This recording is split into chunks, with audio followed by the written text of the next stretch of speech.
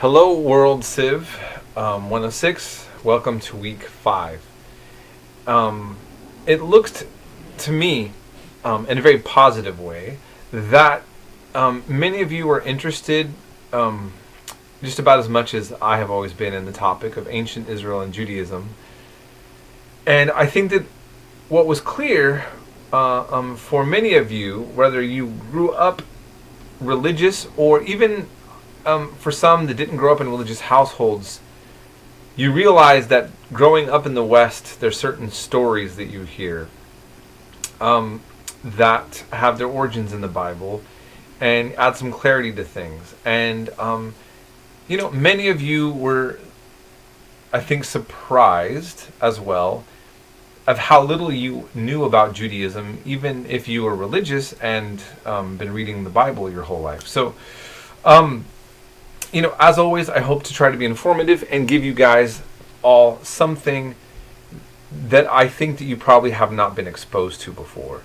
And also that it's significant or relevant to the topic in a big way. It's not like you're just winning a trivia contest, kind of odd information, but like it's really something substantial to the topic. I also put up a lot of videos that were dealing with the topic of Jews. And I kind of was all around the board with different types of topics. Some were dealing with modern day controversial political topics. And then others just kind of interesting facts or information. I gave you some expanded information on the Talmud, a documentary that I just showed, and my announcements if you're interested. Some of you out there, as my students, are actually contacting me wanting to talk more about the subject matter and have stronger interest and many questions. That really makes me happy, and I encourage that from other students as well, if you want to expand upon your knowledge. It's in the Sunday papers that I start seeing that some of you are able to give me the information I want, but some of you are having a better grasp on the exact on specifics of the content in a way that's very clear, and others it's not so clear to me. And so I just again want to encourage you, especially Tuesday through Thursday. I'm available to be contacted in a very free flowing way if you want to get some more information. Okay, so I just want to encourage that. I thought we haven't went over Christianity or Islam yet, which we're going to get to. I don't have an updated version of this. It's went through some revisions, but this book called Under Crescent and Cross: The Jews of the Middle Ages by Mark R. Cohen. This is a very, very good book that I recommend.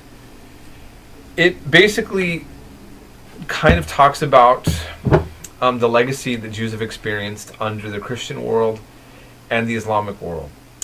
And the first part, if you do find this to be a subject matter that interests you, the introduction and the myth and counter myth sections, so the first two parts, are really good and crucial, I think, if you want to get into this, which is that when it comes to the story of Christianity, Jews, and Islam, we can do this about many other cultures as well.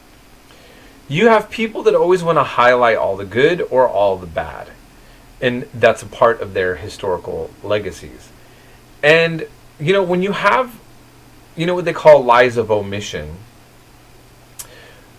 sometimes you can create a very distorted view of people, and by only focusing on things in a very narrow way. And this author does a great job of that. And what's interesting is this author points out, having said all that in the nuance, that Jews lived better under the Muslims than Christians, which is an interesting observation. And I think he makes a strong case for that. And I don't think that there's a political agenda, a part of it that I really see. Now, having said that, okay, so I recommended that. We're moving on for now. We're going to break away from Middle East the Middle East for a bit, and we're going to go into the further East. And this week we are going to be talking about Hinduism and Buddhism. And we'll also be talking about Jainism, or Jainism as it's called. You'll see that covered in the lectures this week. This is also very important. And, I think that right now, this is also helpful. I'm going to post some videos later this week about the complexities that Hinduism is facing in terms of in dealing with modernity and the problems of India, within India.